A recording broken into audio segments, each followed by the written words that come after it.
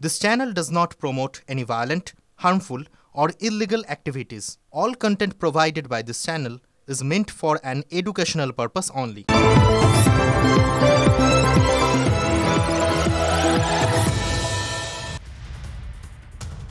দেখছেন টিভি9 বাংলা, রয়েছে আমি শুভজিৎ মিত্র। শুরু করছি নিউজ টপ 9। এই মুহূর্তের একটা বড় খবরের দিকে নজর রাখতেই হচ্ছে। ফের উত্তপ্ত শালিমার স্টেশন চত্বর, পার্কিং লটে ভিন রাজ্যের যাত্রীকে বেধড়ক মারধরের অভিযোগ। বড় খবর, ফের উত্তপ্ত শালিমার স্টেশন চত্বর, পার্কিং লটে ভিন রাজ্যের যাত্রীকে বেধড়ক মারধরের অভিযোগ। ঠিক কি ঘটেছে? সুব্রত আমাদের সঙ্গে টেলিফোনে রয়েছেন, আমাদের সহকর্মী সুব্রত। একেবারে দেখো, কুলপির বাসিন্দা যে দুর্গাপুজোর ছুটি পেয়ে রাজ্যে এসেছিল এবং সে মুম্বাইয়ের স্থায়ী বাসিন্দা, সে কাপড়ের ব্যবসায়ী। সেই ব্যবসায়ী আজকে তার সপরিবারকে নিয়ে আবার মুম্বাইয়ের উদ্দেশ্যে ফিরে যাওয়ার জন্য জ্ঞানেশ্বরী লোকাল ধরবে বলে, জ্ঞানেশ্বরী এক্সপ্রেস ধরবে বলে সে শনিবার স্টেশনে গিয়েছিলেন সপরিবারকে নিয়ে।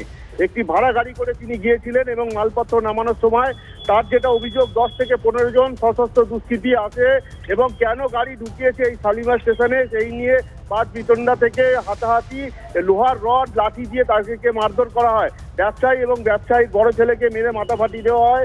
তারা আহত অবস্থায় স্থানীয় দক্ষিণ হাওড়া স্টেট জেনারেল হাসপাতালে চিকিৎসা করানোর পর তারা কিন্তু ব্রিগাডেন থানায় তারা গিয়েছেন এই মুহূর্তে অভিযোগ দায়ের করতে। যদিও হাওড়া সিটি পুলিশের পক্ষ থেকে জানানো হচ্ছে যে তিনি পড়ে গিয়ে মাথা ফেটে গেছে। আদৌ কতটা ঠিক বা কতটা বেঠিক সেই বিষয়টা তদন্ত করে দেখবে পুলিশ, কিন্তু নজর থাকবে সুব্রত, নজর থাকবে। যে পার্কিং দিতে হবে, আমি আমার ছেলেরা এসেছিলো, বললো ভাই কেন পার্কিং দেবে, আমরা তো পার্কিংয়ে গাড়ি লাগাইনি, আমাদেরকে পয়লা তো স্টেশন পর্যন্ত যেতেই দিচ্ছিল না। তাহলে আমরা বলেছি যে পার্কিংয়ে লাগাইনি, তাহলে পার্কিংয়ের চার্জ কী? বলার পরে একজন দুজনের সঙ্গে কথা হতে হতে 10-15 জন লোক এসে আমার ছেলেদেরকে খুব মারধর করে। টিভি9 বাংলার খবরে শিলমোহর কলকাতা পুলিশের ট্যাবের টাকা গায়েব চক্রের কেন্দ্রবিন্দুতে চোপড়ায়। ইতিমধ্যে চোপড়া সহ গোটা উত্তরবঙ্গে পৌঁছে গেছে লালবাজারের টিম। বিকাশ ভবনেও যায় কলকাতা পুলিশের বিশেষ তদন্তকারী দল, যার মধ্যে সাইবার বিশেষজ্ঞরাও রয়েছেন। তো আমাদের ট্যাবের টাকা যেটা সরকার থেকে দেওয়া উচিত ছিল, সেটা আমাদের টাকায় ব্যাংকে ঢোকে না।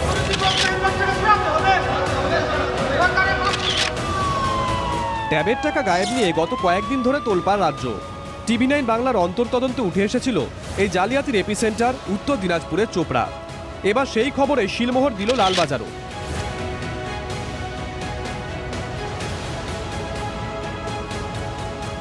রাজ্যের একাধিক জেলা তো বটেই, খাস কলকাতায় একাধিক স্কুলে ট্যাবের টাকা অজানা অ্যাকাউন্টে চলে যাওয়ার অভিযোগ উঠেছে। কলকাতা পুলিশ এলাকায় এখনো পর্যন্ত 10টি মামলা দায়ের করা হয়েছে। সরসুনা থানাতেও অভিযোগ জমা পড়েছে। যাদবপুর, ভবানীপুর, মানিকতলা, জোড়াবাগান সহ কলকাতায় মোট 160 পড়ুয়া টাকা গায়েব হয়েছে বলে লালবাজার সূত্রে খবর। তদন্তে নেমে যে আইপি অ্যাড্রেসগুলোকে সন্দেহ করছে কলকাতা পুলিশ, তার প্রত্যেকটা লোকেশনই দেখা গেছে উত্তরবঙ্গ। আরও নির্দিষ্ট করে বললে উত্তর দিনাজপুরের চোপড়া ও তার সংলগ্ন এলাকায়। যাদের অ্যাকাউন্টে ট্যাবের টাকা ঢুকেছে তারা কেউই পড়ুয়া নয়। বেশিরভাগ অ্যাকাউন্টই ভাড়ায় খাটানো হয়েছিল। ভাড়া নিতে 300 থেকে 500 টাকা পর্যন্ত দেওয়া হয়েছে বলে জানা যাচ্ছে। সেই সূত্র ধরেই তদন্তকারীরা যেটা বলছেন যে ওই উত্তরবঙ্গ এলাকায় এখনও পর্যন্ত 6 জনের খোঁজ তারা করছেন। সেই 6 জন এই মুহূর্তে পলাতক এবং এই 6 জন ছাড়াও তাদের ওপরে একজন মাথা রয়েছে বা এই চক্রের মাথা রয়েছে, যে মূলত উত্তরবঙ্গ বা ওই সংলগ্ন এলাকা থেকে অপারেট করছে। অর্থাৎ একাধিক মিডলম্যানের মাধ্যমে টাকা গিয়েছে এবং প্রত্যেক মিডলম্যানের কাছে এই যে 10,000 টাকা, সেই 10,000 টাকার ভাগ চলে যেত। টাকা তোলার আগেই লালবাজারের তরফে কিছু অ্যাকাউন্ট ব্লক করা হয়। 7টি অ্যাকাউন্ট ফ্রিজ করা হয়েছে বলেও খবর। অ্যাকাউন্টগুলো বৈধ নাকি জাল নথি ব্যবহার করে খোলা হয়েছিল তা খতিয়ে দেখছেন লালবাজারের তদন্তকারীরা। পুলিশ এখানে খুব ভালো কাজ করেছে। আমার ধারণা এটার যেভাবে গতবার মাধ্যমিকের প্রশ্ন লিক বা উচ্চ মাধ্যমিকের প্রশ্ন লিক ব্যাপারটা আটকে গেল, এটাও সামনের বার থেকে আর হবে বলে আমরা আশা করতে আমি আশাবাদী। সরকার পক্ষ ডিফেন্ড করার চেষ্টা করলেও এই ইস্যুতে শাসক দলকে বিরতে ছাড়েনি বিরোধী এবং শিক্ষক সংগঠনের নেতারা। পশ্চিমবাংলা এটা নতুন কিছু না, সবে তো শুরু হয়েছে। ট্যাব কেলেঙ্কারির ঘটনা অনেক দূর যাবে।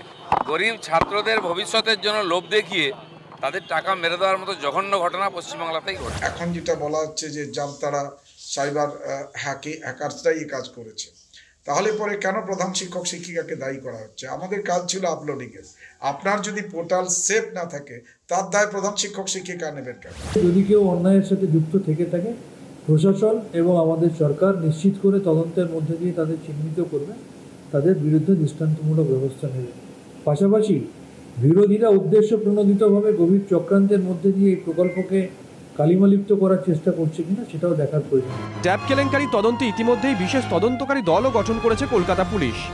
লালবাজার সূত্রে যেটা খবর, ইতিমধ্যে বিকাশ ভবনে একটি বিশেষ টিম পাঠিয়েছে লালবাজার, যার মধ্যে সাইবার এক্সপার্টরাও রয়েছে, যারা মূলত এই ওয়ার্ক ফ্লোটা দেখছে, অর্থাৎ কীভাবে ট্যাবের যে টাকাগুলো যেটা ছাত্রদের কাছে যায়, কোন কোন মাধ্যমে কাদের মাধ্যমে হয়ে যায় এবং এইভাবে কিভাবে কাজটা করে, সেটার জন্য তারা একটা ফ্লো চার্টও জোগাড় করেছে। ক্যামেরা দিবঙ্গত দাশগুপ্তের সঙ্গে সুজয় পাল, TV9 বাংলা, কলকাতা। এদিকে বেসরকারি বাসে কমিশন প্রথা তুলে দেওয়ার পক্ষে সওয়াল রাজ্য সরকারের। কমিশন প্রথা নিয়ে রাজ্য সরকারের সঙ্গে বাস মালিক সংগঠনের মতবিরোধ। কমিশন প্রথা এভাবে তুলে দেওয়া যায় না, এতে অনেকে কাজ হারাবে, গণপরিবহনের পরিকাঠামো ভেঙে পড়বে, মত বাস মালিক সংগঠনগুলোর। কমিশন প্রথা চালু থাকলেই বাসে রেষারেষি হচ্ছে, বাড়ছে দুর্ঘটনা। এবার দুর্ঘটনা ঘটলে চালকের বিরুদ্ধে খুনের মামলা রুজু করা হবে। কড়া ধারায় মামলা দায়েরের হুঁশিয়ারি পরিবহন মন্ত্রী স্নেহাশিস চক্রবর্তীর। পথ দুর্ঘটনা মোকাবিলায় SOP তৈরির নির্দেশ, যেখানে থাকবে না কোনো কমিশন সিস্টেম। সল্টলেকে নগর উন্নয়ন দপ্তরে বাস মিনিবাস সংগঠনের কর্তাদের সঙ্গে বৈঠকে কড়া বার্তা দিয়েছেন পুরমন্ত্রী ফিরহাদ হাকিমও। কমিশন সিস্টেম থাকবে না, আমার স্ট্যান্ডার্ড অপারেটিং সিস্টেম যে মানবে না তার পারমিট ক্যান্সেল হবে। সেই রুটে ট্রাফিক মনিটরিং সিস্টেম আরেকটা থাকবে, যে সেই রুটে কোন সময় কত ট্রাফিক দরকার আছে, সেই বেসিসে 15 মিনিট অন্তর, 10 মিনিট অন্তর, আধ ঘন্টা অন্তর কত বাস ছাড়তে হবে, সেই অনুযায়ী বাসগুলো যাবে। ট্রান্সপোর্ট মনিটরিং সিস্টেমে একটা GPS সিস্টেম করে দিলে বাসের মুভমেন্ট কি হচ্ছে দেখা। সরকার বাস দেয় কর্পোরেশনকে, ডিপার্টমেন্ট বাস দেয় এবং তার স্টাফদের স্যালারি দেয়। সেই স্যালারিটা 18 সাল পর্যন্ত 75% দিত, বাকিটা কর্পোরেশন দিত। এখন করোনার সময় আমরা পুরোটা দিয়ে দেওয়া হচ্ছিল, এখন সেটা উইথড্র করে 75 না 90%ই দপ্তর দিচ্ছে। এখানে একটা ভুল হয়েছে, সেই ভুলটা সম্পূর্ণ ইন্টারনাল ভুল। কোনো কর্মী বেতনের 1 টাকাও কম পাবেন না। যদি কমিশন প্রথা তুলে দেওয়ার কথা বলে, বিকল্প পথের কথাও রাজ্য সরকারকে বলতে হবে, তবেই সমাধানের পথে পৌঁছবে। যদি সেল ঠিক থাকে তাহলে শ্রমিক পয়সা পাবে, মালিক পয়সা পাবে। শ্রমিক যদি সেল ঠিক থাকে, শ্রমিক কম পয়সা পাবে, মালিক পয়সা পাবেই। গণপরিবহনের ন্যূনতম ভাড়ার পরিবহন বাস, সেই ন্যূনতম ভাড়ার পরিবহনটা ভেঙে পড়বে। কমিশন প্রথা উঠবে কি উঠবে না তার আগে সর্বপ্রথম রাজ্য সরকারের গাইডলাইন করতে হবে। তার কারণ যে কমিশন প্রথা নতুন করে 2 বছর, 4 বছর, 10 বছর নেই, দীর্ঘ পরম্পরা হয়ে চলে আসছে। কলকাতা, হাওড়া 224 কমিশন প্রথা আছে, অন্য রাজ্যে কোনো জেলায় নেই, কিন্তু দুর্ঘটনা সেখানেও হচ্ছে। বৈঠকেও দেখা গেল বেসরকারি বাস মালিক সংগঠনগুলির সঙ্গে রাজ্য প্রশাসনের একাধিক বিষয়ে দ্বন্দ্ব। রাজ্য প্রশাসন চায় বাস মালিকরা তাদের কমিশন প্রথা তুলে দিক, কারণ এই কমিশন প্রথার জন্যই রেষারেষি হচ্ছে।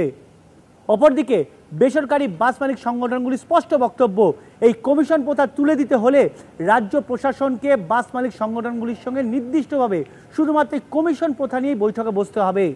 কারণ গাইডলাইন যদি রাজ্য সরকার এই বিষয়ে না তৈরি করে, তাহলে কোনোভাবেই তারা এই কমিশন প্রথা তুলতে বাধ্য নয়। একই সঙ্গে স্পষ্ট করে দিয়েছে রাজ্য সরকার, যেভাবে এদিনের বৈঠকে জানিয়েছেন যে কোনো দুর্ঘটনা হলে তাতে যদি মৃত্যু হয় তাহলে খুনের মামলা রুজু হবে, সেই বিষয়টিও তারা মানতে চাননি। তাদের বক্তব্য, এভাবে খুনের মামলা রুজু হলে একজন চালক এবং কন্ডাক্টর পাওয়া যাবে না, এমনকি তারা গাড়ি চালাতে চাইবে না, গণপরিবহন ব্যবস্থা ভেঙে পড়বে। সেই বিষয়েও নির্দিষ্ট করে ভাবনা চিন্তা করতে হবে, গাইডলাইন তৈরি করতে হবে। ক্যামেরায় অভিজিতের সঙ্গে সায়ন্ত ভট্টাচার্য, TV9 বাংলা, সল্টলেক। ভাটপাড়া, নৈহাটি, এবার ব্যারাকপুর পুরসভার ঠিকাদার বাংলাদেশি। ইডির গ্রেপ্তারির পরেই সামনে এসেছে চাঞ্চল্যকর তথ্য। কাগজপত্র না দেখেই ঠিকাদারির অনুমতি পুরসভার। কিভাবে ঘটলো এমন ঘটনা? আজ ব্যারাকপুর ঘুরে অন্তর তদন্ত করেছে TV9 বাংলা। পুরসভার চেয়ারম্যান থেকে পাড়ার লোক কে কি বলছেন দেখুন।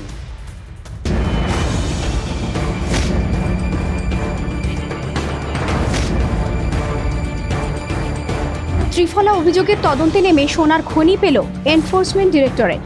মঙ্গলবার ব্যারাকপুর মধ্যমগ্রামে তল্লাশিতে নামে ইডি। 2 বাংলাদেশি সহ 4 জনকে গ্রেফতার করতেই সামনে চাঞ্চল্যকর তথ্য। পুরসভার ঠিকাদার বাংলাদেশি। মঙ্গলবার রনি মণ্ডলকে গ্রেফতার করে ইডি। রনি ব্যারাকপুর পুরসভার ঠিকাদার। কাগজপত্র না দেখেই ঠিকাদারিতে ছাড়পত্র পুরসভার। কিভাবে একজন বাংলাদেশি ট্রেড লাইসেন্স পেয়ে গেলেন? পুরো এলাকায় ঠিকাদারদের কাজই বা কি করে করলেন? ব্যারাকপুর পুরসভায় ঢুকে রনির প্রতিটি নথি খুঁজে বের করেছে TV9 বাংলা। ট্রেড লাইসেন্স, টেন্ডারের নথি সবই রয়েছে। রনি যে ঠিকাদার সে কথা অস্বীকার করছেন না ব্যারাকপুর পুরসভার চেয়ারম্যান উত্তম দাসও। তার যুক্তি, বছর 2-3 আগে যাই হোক একটা অ্যাপ্লাই করেছিল, সেইভাবে একটা ঠিকাদারি লাইসেন্স পেয়েছে এবং এই 2-3 বছরে হয়তো সর্বসাকল্যে 1.5 থেকে 2 লাখ টাকার কাজ করেছে। আমাদের পৌরসভা যে ওকে যেটা লাইসেন্স দিয়েছে সে অরিজিনাল ডকুমেন্টসের করেই দেখেই দেওয়া হয়েছে, তার ডকুমেন্টস আছে আর তার ভোটার লিস্টে নাম আছে, আধার কার্ড, প্যান কার্ড সবই আছে। রনি যেমন ট্রেড লাইসেন্স রয়েছে তেমনই ভোটার কার্ড, প্যান কার্ড সবই রয়েছে। সেই কাগজপত্র খতিয়ে দেখি বাড়ি ভাড়া দিয়েছিলেন, দাবি বাড়িওয়ালার। কদিন ধরে ভাড়া ছিল? ভাড়া 4 বছর ধরে। 4 বছর? কি বলে ভাড়া নিয়েছিল? ভাড়া যেমনি নর্মালি আধার কার্ড, প্যান কার্ড দেখায়, ব্যবসা করে, মিউনিসিপ্যালিটিতে করে, কন্ট্রাক্টরি করে। আয়করও দিয়েছেন রনি। বাংলাদেশের নাগরিক ভুয়ো কাগজ দেখিয়ে এদেশের নাগরিক হয়ে গেলেন। সংশ্লিষ্ট প্রশাসন কিচ্ছুটি টের পেল না। নিশ্চয়ই প্রশাসনিক কিছু গলত আছে। কিরকম গলত?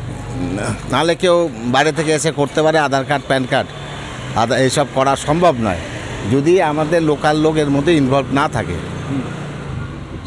লোকাল লোক থাকলে হয়তো সহযোগিতাটা পায়।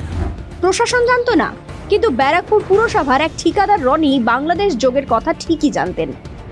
জানতাম বলতে ওই ওষুধের দোকান যার মালিক তার শালা এসছে এখানে, এই হিসাবেই জানতাম। কোথা থেকে? শুনেছি বাংলাদেশ থেকে। ব্যারাকপুর রবীন্দ্রপল্লীতে ভাড়া থাকতেন রনি মণ্ডল।